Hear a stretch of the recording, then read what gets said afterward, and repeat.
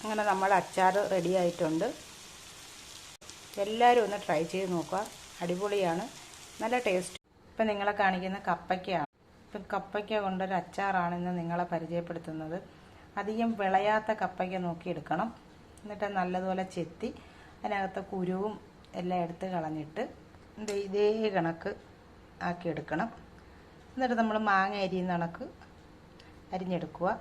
ഇതേ കണക്ക് ചെറുതായിട്ട് അരിഞ്ഞെടുക്കണം. ആവശ്യത്തിന് മഞ്ഞൾപ്പൊടി, എരിവിനനുസരിച്ച് മുളക് പൊടി, കായപ്പൊടി, ശകല ഉലുവപ്പൊടി, ഉപ്പ് ചേർക്കുമ്പം മാങ്ങയ്ക്ക് ചേർക്കുന്നത് പോലെ ചേർക്കരുത്. മാങ്ങയ്ക്ക് പുളിപ്പുള്ളത് കൊണ്ട് ഉപ്പ് ഇത്തിരി അധികമായാലും കുഴപ്പമില്ല.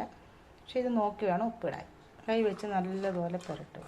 എണ്ണയിലാണ് കടുക് വറുത്ത് പുരട്ടി വെച്ച് കപ്പയ്ക്കകത്തോട്ടിടാം. നല്ലതുപോലെ ഇളക്കുക. പുളിപ്പിന് വേണ്ടി വൈറ്റ് വിനീഗർ അത് റെഡി ആയിട്ട്